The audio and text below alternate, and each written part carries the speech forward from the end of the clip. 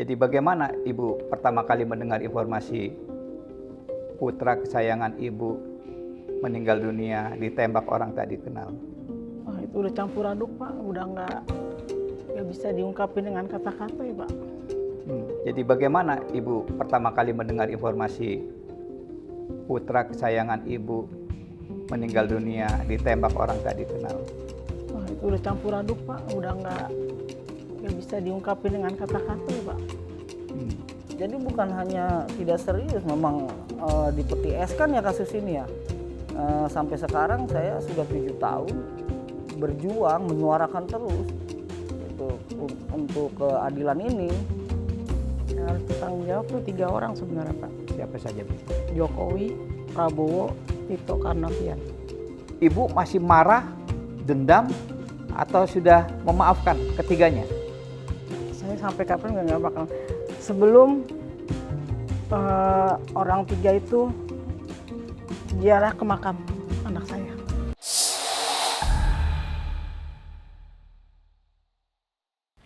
Bismillahirrahmanirrahim. Assalamualaikum warahmatullahi wabarakatuh. Kawan-kawan Obor Rakyat, kita tahu duka cita yang besar adalah manakala seorang anak harus mengantarkan jenazah orang tuanya ke liang lahat. Namun, ada yang lebih besar dari duka cita itu, yakni justru ketika orang tualah yang harus mengantarkan jenazah anaknya, menguburkan jenazah anak yang disayangi, yang dibesarkan dengan penuh kasih sayang, mendahului orang tuanya. Dan peristiwa itu terjadi, tragedi besar itu terjadi pada 22 Mei 2019 ketika seorang Harun Al-Rashid, anak muda tak berdosa, harus meninggalkan dunia ditembak oleh orang tak dikenal. Hadir di studio Obor Rakyat. Selamat datang Ibu Murniati. Assalamualaikum. Waalaikumsalam. Dan Pak Didin. Mereka adalah ibu kandung dan ayah kandung dari Harun Al-Rashid yang gugur dalam tragedi Bawaslu 2019. Obor Rakyat ingin menggali, tidak ingin menambah luka, tapi kami merasa bahwa ini penting buat masa depan negara kita. Mungkin ibunya dulu ya kali ya, sebagai ibu kandung yang melahirkan Harun Al-Rashid. Ibu, bagaimana pertama kali Ibu mendengar informasi putra lelaki satu-satunya Ibu Murniati ternyata harus meninggal dunia dalam peristiwa tragedi Bawaslu 2019?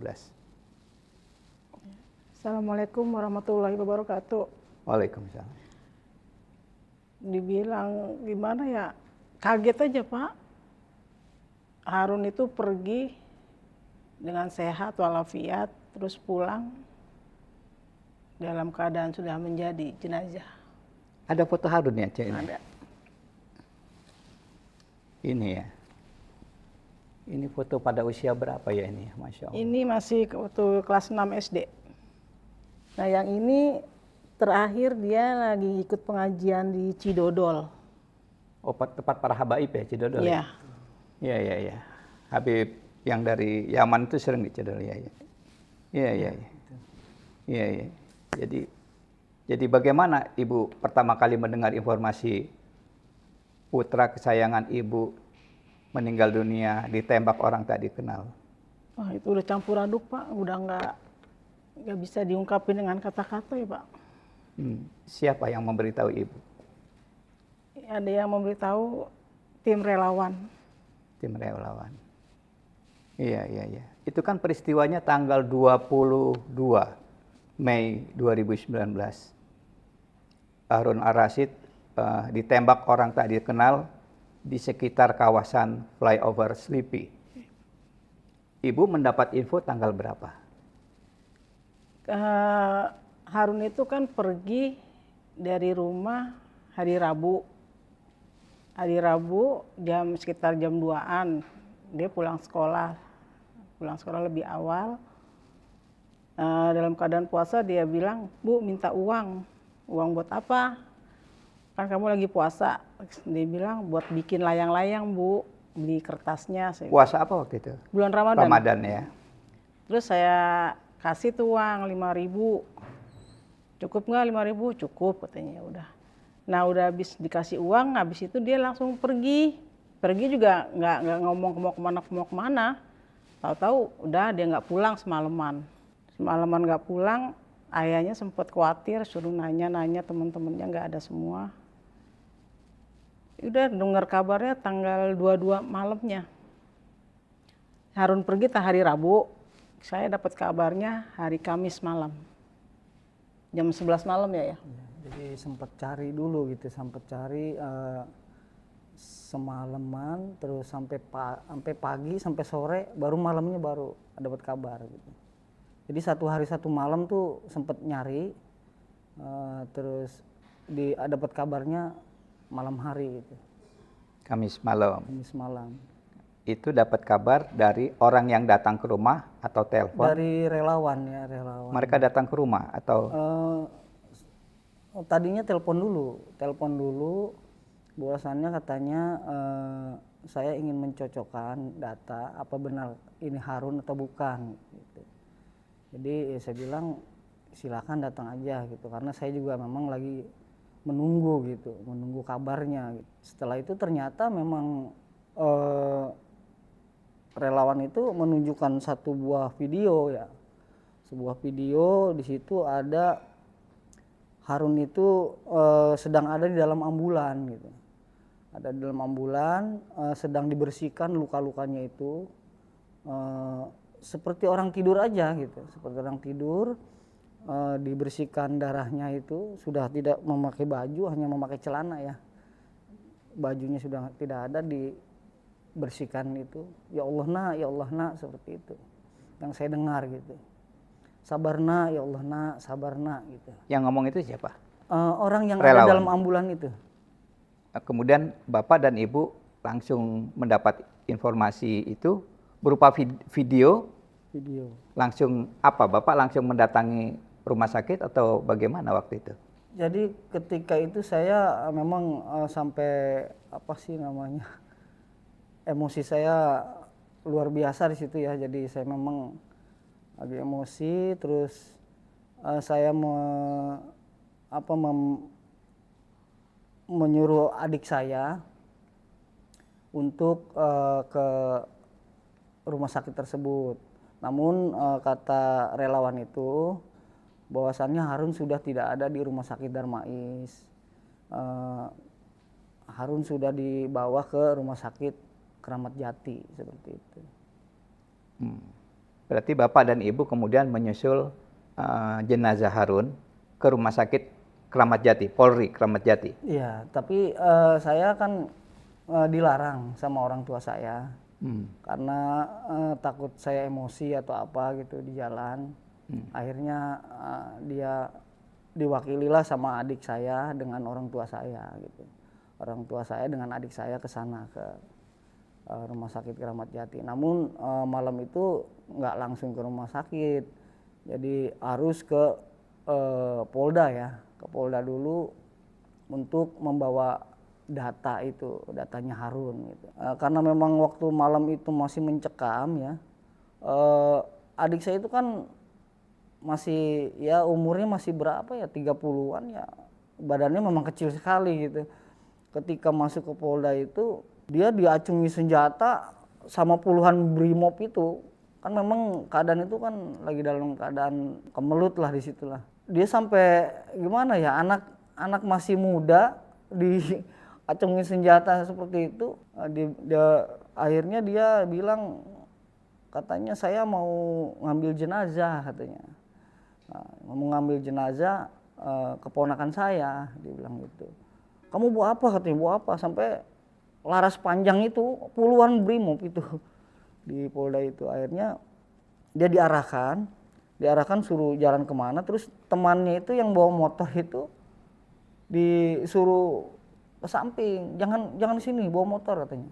Akhirnya ada salah satu yang baik merangkul, mana katanya, bapak bawa apa. Akhirnya diajaklah ke satu buah ruangan, dan di situ adik saya bercerita bahwasannya di situ dia juga melihat ada beberapa orang diikat tangannya, diikat dengan ada di lantai gitu, diikat. Dia sempat melihat pas disuruh ke kiri, pas dia suruh ke kiri, dia sempat menoleh ke kanan gitu. Disitulah ada orang yang dipukuli gitu, dihajar sama itu di dalam itu. Akhirnya dia ikutilah ke situ. Nah akhirnya dirangkul, ternyata katanya nggak bisa malam ini untuk pengambilan jenazah. Mungkin komandannya baru ada besok katanya. Besok Bapak kembali lagi, nanti setelah dari sini, nanti Bapak diantar ke Rumah Sakit Kramat Jati untuk mengambil jenazah, seperti itu. Iya. Oh jadi malam itu Malam pamannya Harun belum berhasil bertemu atau mendapati jenazah Harun Al-Rasyid. Iya. Karena belum diantar ke rumah sakit. rumah sakit. Oh tapi berarti malam itu kembali pulang ya. Iya, kembali pulang. Hari Jumat berarti baru Hari Jumat. Jadi keesokan harinya adik dan orang tua saya berangkat langsung ke Polda untuk meminta tanda tangan dari komandannya katanya. Setelah mendapat tanda tangan dan surat untuk pengambilan jenazah, ya diantarlah ke sana, berangkat ke sana, diantar oleh polisi. diantar juga, ada yang mengantar juga gitu. Nah sampai sana dia sebelum berangkat itu memang saya kasih amanat bahwasannya tolong nanti sampai sana jangan menandatangani apapun sebelum konfirmasi kepada saya. Gitu. Jadi pamannya Harun Al-Rasyid ya, ini. saya amanatkan seperti itu. Dia akhirnya ya mengikutilah apa yang saya bilang gitu. Nah sampai Rumah Sakit Kramat Jati itu Harun itu ya pamannya itu dan orang tua saya hanya dikasih itu aja HP gitu, fotonya ini bener gitu. Jadi nggak bisa langsung lihat jenazah gitu. Hanya dikasih foto, bener ini udah katanya. Hari itu juga belum bisa. Jadi menurut dari pihak Rumah Sakit Kramat Jati, Harun ini harus diadakan otopsi seperti itu. Dan akhirnya adik saya disuruh tanda tangan di satu helai kertas. Nah, dia ingat dengan amanat saya bahwasannya jangan menandatangani apapun sebelum konfirmasi pada saya. Lalu dia teleponlah ke saya, katanya harus menandatangani. Terus saya bilang apa isi suratnya? Suratnya itu mengatakan bahwa orang tua dari korban Harun Al-Rasyid ini tidak menuntut, gitu. Tidak menuntut. Saya bilang itu surat. Siapa yang buat? Disuruh tidak menuntut. Tidak menuntut ke siapa maksudnya di surat itu? Ya kepada orang tuanya gitu. Bukan, orang tua tidak menuntut siapa atas kematian Harun Al-Rasyid di surat itu. Ya, tidak menuntut kepada siapa? Dikatakan seperti itulah, tidak menuntut. Tidak akan menuntut tidak atas akan kematian. menuntut atas kematian atau otopsi lah. Karena kan mau diadakan otopsi seperti itu. Tidak menuntut atas kematian atau surat ditandatangani untuk mengizinkan otopsi. Ya, otopsi, untuk otopsi. Oh, untuk otopsi. Bukan untuk tidak menuntut kematian. Bukan. Untuk itu otopsi juga kematian juga. Jadi kita nggak bisa menuntut. Oh, ada juga. Ada juga, cuma satu kertas itu nggak terpisah. Oh, di surat itu ada kalimat bahwa orang tua tidak akan menuntut atas kematian Harun Al-Rasyid. Dan saya bilang sama adik saya jangan tanda tangani, saya bilang gitu. Karena kalau surat itu terpisah, boleh kamu silakan aja tanda tangan yang otopsinya aja.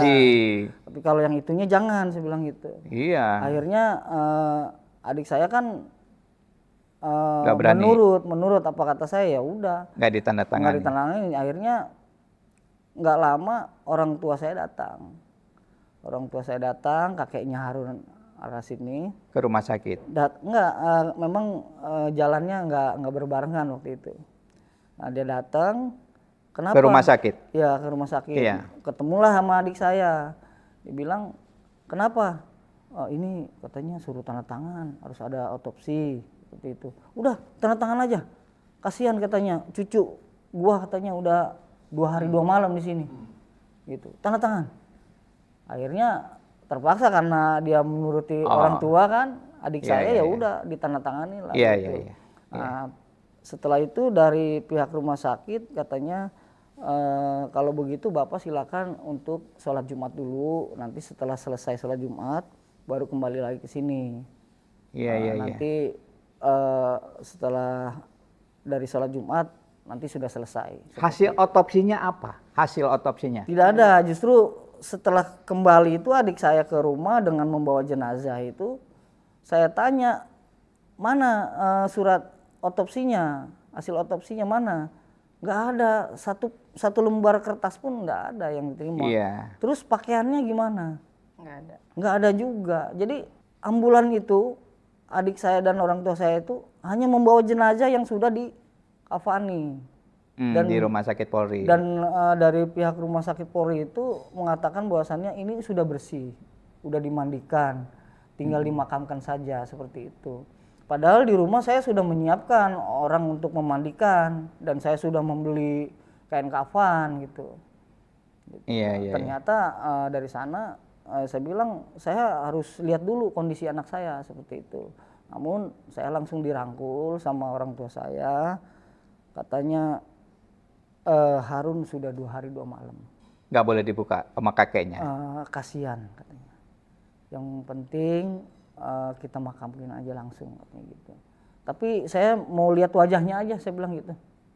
Akhirnya ya saya bukalah bagian wajahnya aja gitu, saya buka. Dan itu memang Harun. Dan memang itu Harun gitu. Saya memastikan, saya kumpulkan ibunya, adik-adiknya, adik dan kakaknya ini. Nah, disitulah ketika saya selesai melihat, saya angkat almarhum. Ternyata di bagian kepala belakang itu lembek gitu. Seperti saya memegang balon yang isi air itu. Astagfirullahaladzim. Ini kenapa anak saya gitu. Tapi saya tidak berbicara kepada keluarga ya, kepada istri pun tidak gitu. Jadi saya pendam aja di hati saya.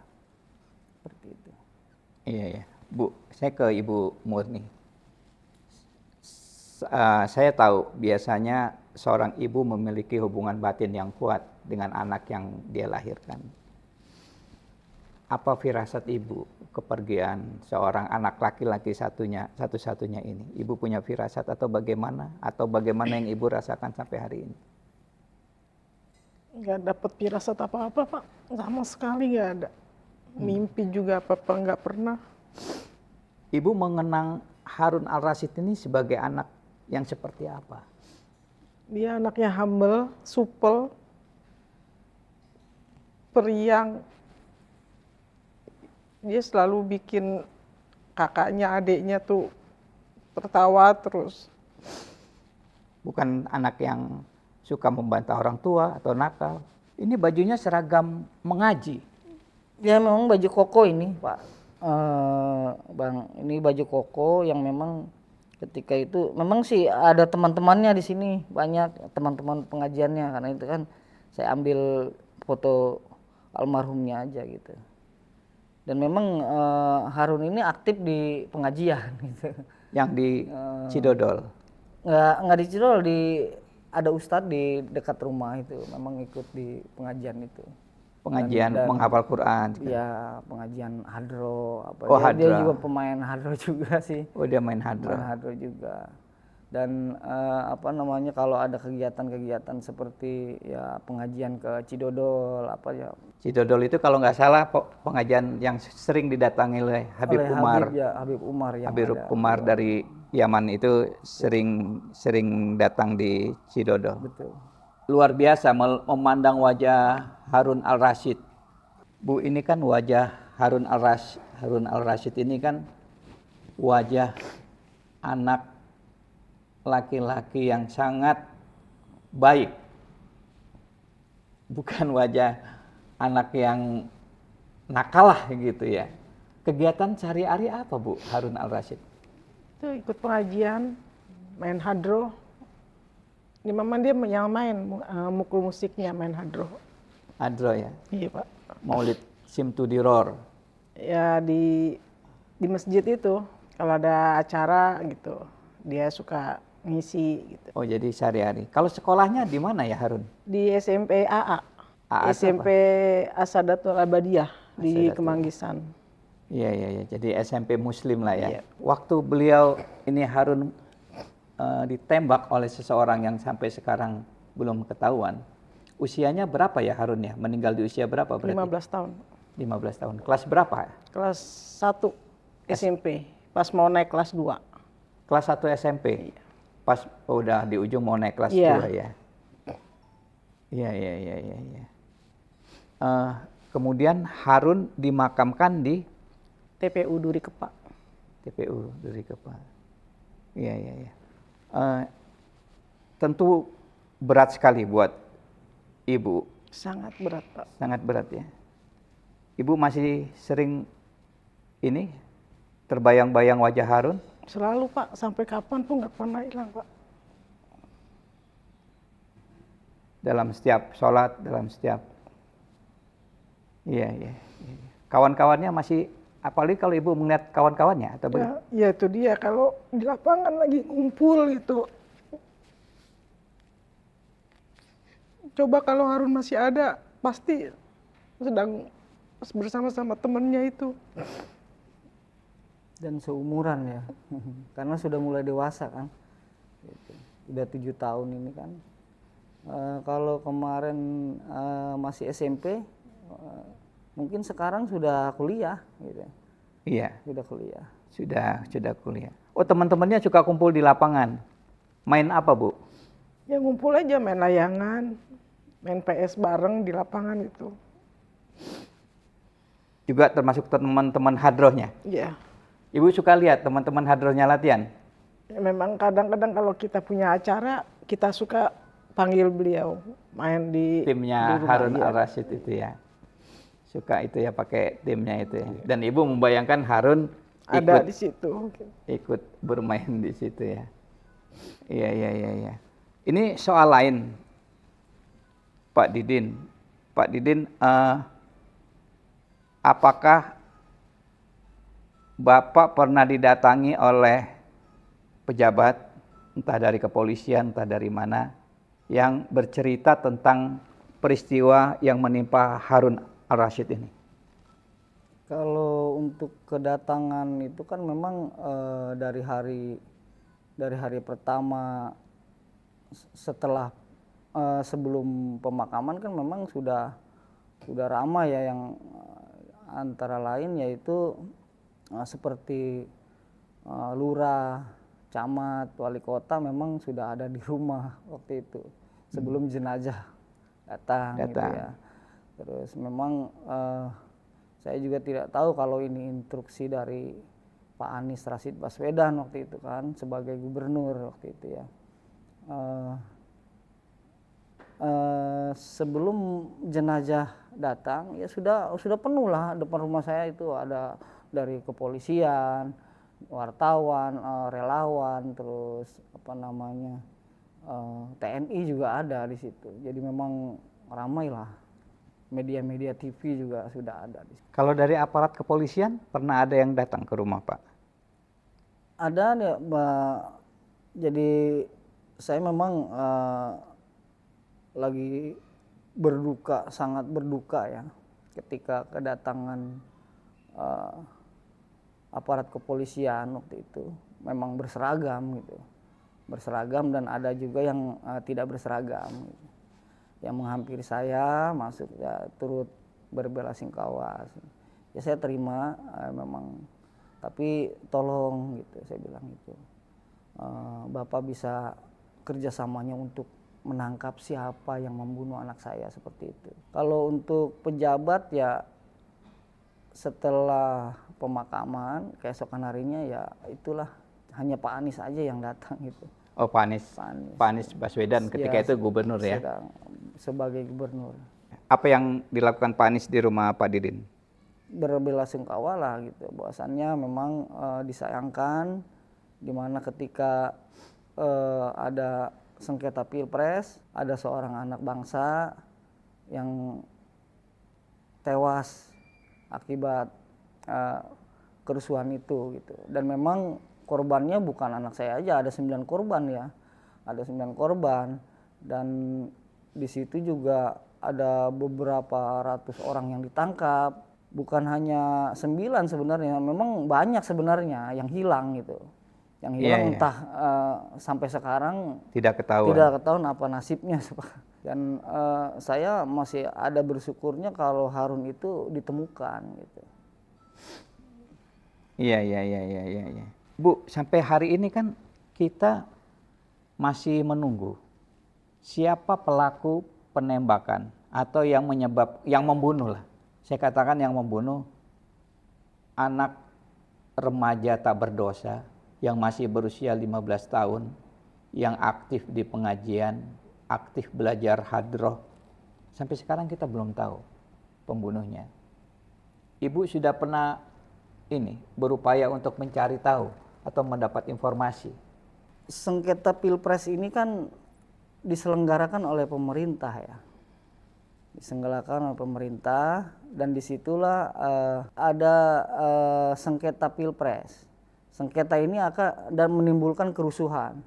Pemerintah menurunkan aparat keamanan gitu. Aparat keamanan dengan untuk menghalau masa aksi yang ada di tempat kejadian itu ya. Yang dipersenjatai juga kan aparat gitu. Jadi Harun ini kan ditemukan ada peluru gitu, bersarang di dadanya gitu. Dan Harun ini memang satu-satunya orang anak yang ditemukan proyektil peluru di dalam tubuhnya. Kalau yang dari 8 yang lainnya memang tidak ditemukan karena tembus. Ya memang ada yang dari pelipis, ada yang dari bagian tubuh lainnya gitu. Jadi memang tembus gitu kalau yang lainnya. Kalau Harun ini memang dia bersarang, ada proyektil peluru gitu. Itu pun sudah diklarifikasi bahwa dari rumah sakit memang ada peluru dan dari Komnas HAM juga seperti itu.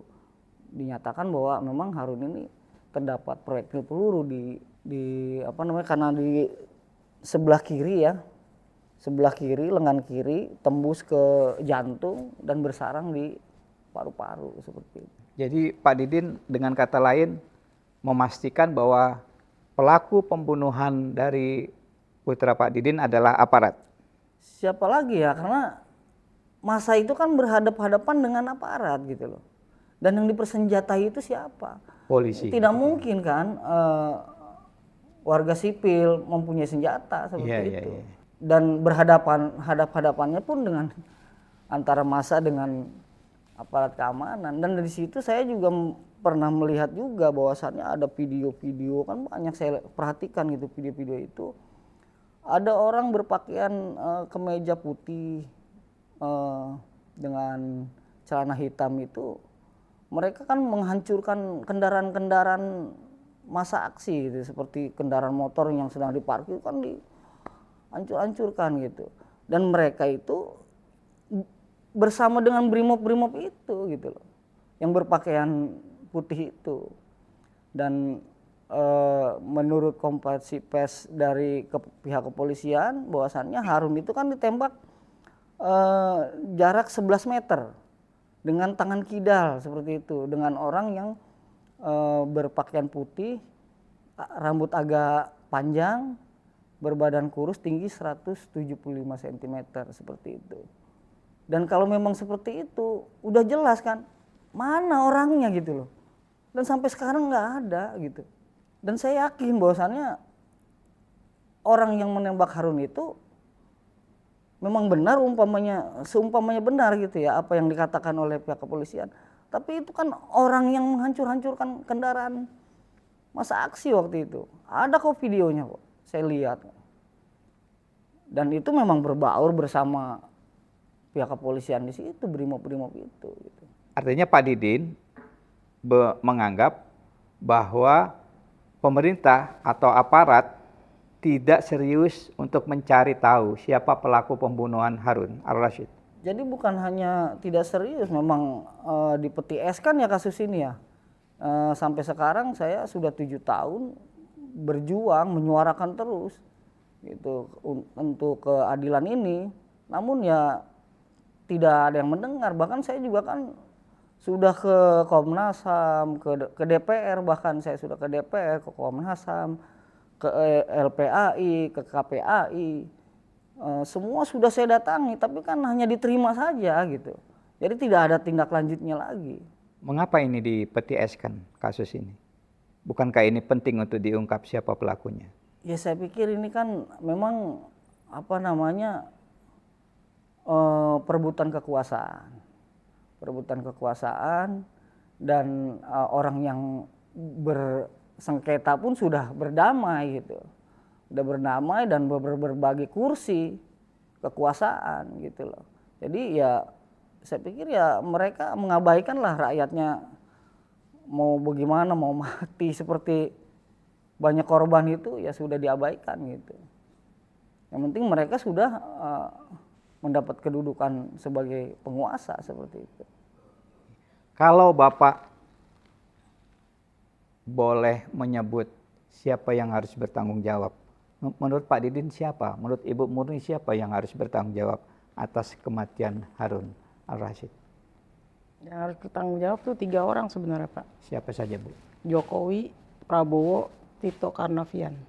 Jadi menurut Ibu ada 3 orang yang harus bertanggung jawab atas kematian putra satu-satunya Ya, Pak. Ibu. 1 Jokowi, 2 Prabowo Subianto, dan ketiga Tito Karnavian yang sekarang jadi Menteri Dalam Negeri. Mengapa 3 orang ini? Ya saya teruskan ya. Ya memang karena ketika itu kan yang bersengketa kan itu Prabowo dengan Jokowi ya waktu itu. Memang Jokowi itu kan masih jadi penguasa ya waktu itu. Dan memang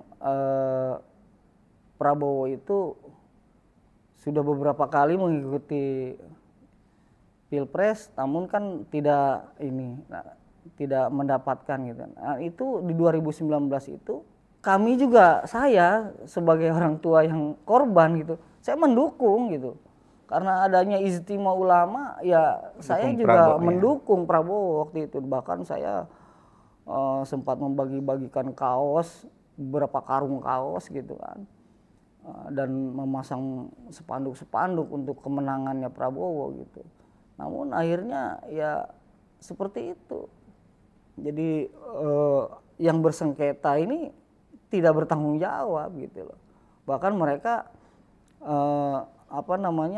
bersatu waktu itu bertemu di rel kereta ya kan. Stasiun kereta. Di stasiun peresmian rel kereta dan bertemu dengan Bu Mega makan nasi goreng gitu. Nah disitulah saya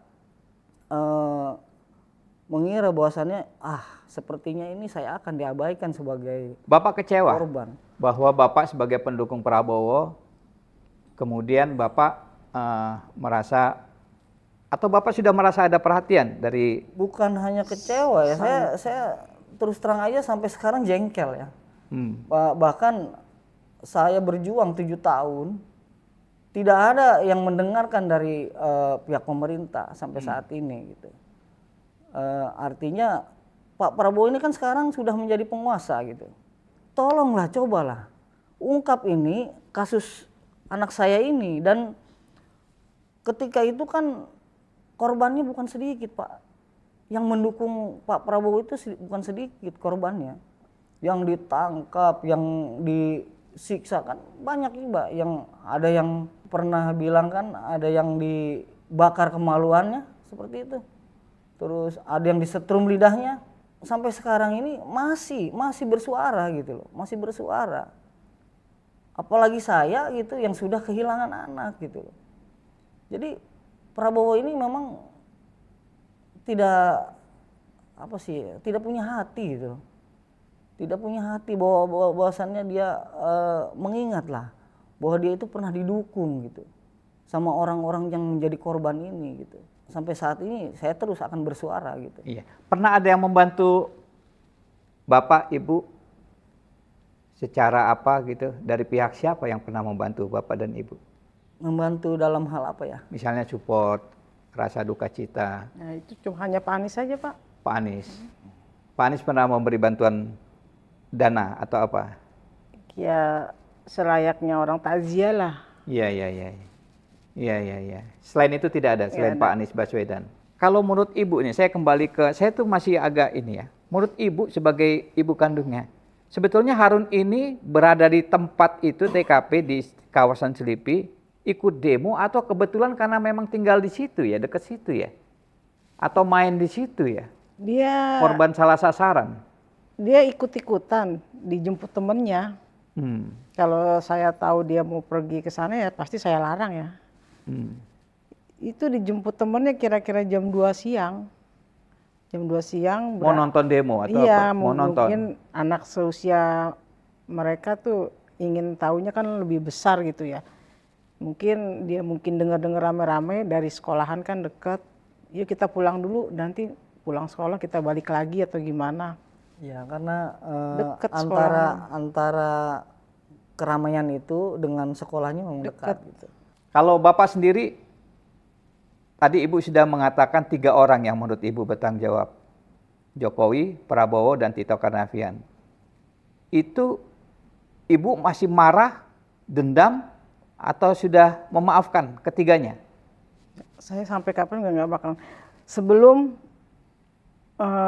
orang 3 itu ziarah ke makam anak saya. Sebelum Jokowi, Prabowo, dan Tito Karnavian ziarah ke makam Harun Al-Rashid, Ibu nggak ridho, nggak ikhlas. Udah itu juga kita sempat dibawain uang ya. Dibawain uang 200 juta untuk tidak menuntut kematian anak saya. Dari siapa yang bawa? Mereka sih katanya dari Prabowo ya. Ya. Jadi ada orang datang ke kediaman saya malam itu sekitar jam 10 malam. Jadi tepatnya ketika sebelum sidang MK diputuskan. Karena waktu itu kan belum ada keputusan nih siapa pemenang pemilu waktu itu kan, masih bersengketa. Jadi sebelum sidang MK diputuskan, menurut orang yang datang ke kediaman saya itu, Bapak diharapkan untuk tidak menuntut terlebih dahulu atas kematian Harun Al-Rashid. Dan sudah sambil membawa uang cash. Dan dia menawarkan bahwasannya nanti Bapak menerima uang sebesar 200 juta. Sudah dibawa uang itu atau baru janji? Dibawa. Sudah dibawa. Karena yang lain itu sudah menerima, tinggal Bapak yang belum, katanya gitu. Malam itu Bapak dan Ibu didatangi sambil. Terus apa ini Ibu? Disodori uang 200 juta itu Ibu marah atau bagaimana? Kenapa Ibu tidak terima? Saya tidak menjual perjuangan anak saya, Pak. Nyawa seorang anak dihargai cuma 200 juta.